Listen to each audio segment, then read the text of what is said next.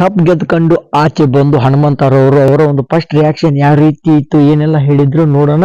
ನೋಡ್ತಿದೀನಿ subscribe ಮಾಡಿದೋಡೆ ನೋಡ್ತಾ ಇದ್ರೆ Subru subscribe ಮಾಡಿ ಬೆಲ್ ಐಕಾನ್ ಕೂಡ ಆನ್ ಮಾಡ್ಕೊಳ್ಳಿ. ವಿಡಿಯೋ ಕೆಳಗೆ ಬ್ಲಾಕ್ ಬಟನ್ ಸಬ್ಸ್ಕ್ರೈಬ್ ಇದೆ. ಹನುಮಂತರವರು ಬಿಗ್ ಬಾಸ್ ಟ್ರೋಫಿನ ಹಿಡ್ಕೊಂಡು ಕೊನೆಯದಾಗಿ ಆಚೆ ಬರ್ತಾರೆ. ಬಟ್ ಅದಕ್ಕಿಂತ ಮುಂಚೆ ಮೊದಲು ಸುದೀಪ್ ಸರ್ ಅವರು ಆಚೆ ಹೋಗ್ತಾರೆ.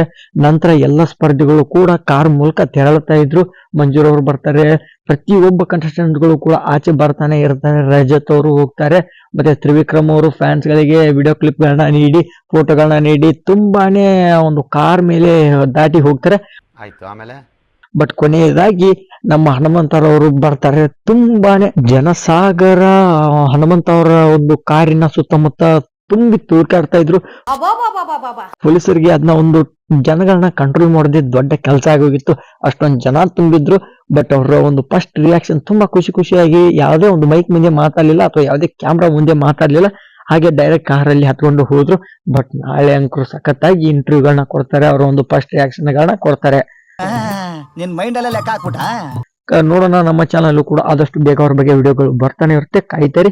ಮತ್ತೆ ಇದ್ರ ಬಗ್ಗೆ ಒಂದು ಅನಿಸಿಕೆ ಅಭಿಪ್ರಾಯ, ಈ ಒಂದು ವಿಡಿಯೋ ಬಗ್ಗೆ ನಿಮ್ಮ ಅನಿಸಿಕೆ ಅಭಿಪ್ರಾಯ ಕಮೆಂಟ್ ಮಾಡಿ. ಸಬ್ಸ್ಕ್ರೈಬ್ ಮಾಡಿಲ್ಲ ಅಂದ್ರೆ ದಯವಿಟ್ಟು ಚಾನಲ್ ಸಬ್ಸ್ಕ್ರೈಬ್ ಮಾಡಿ ಸಪೋರ್ಟ್ ಮಾಡಿ. Thank you all. ಲೈಕ್ ಮಾಡಿ, ಕಮೆಂಟ್ ಮಾಡಿ, ಶೇರ್ ಮಾಡಿ. ಆಮೇಲೆ ನಾನ್ ಸತ್ಯ ಹೇಳ್ತೀನಿ, ಊರಲ್ಲಿರೋರಿಗೆಲ್ಲ ನನ್ನ ಬಗ್ಗೆ ಬೇಜಾರು. ನಾನು ವರ್ಷ ನನ್ನ ಮಗ ಕಚ್ಚರ ನನ್ನ ಮಗ.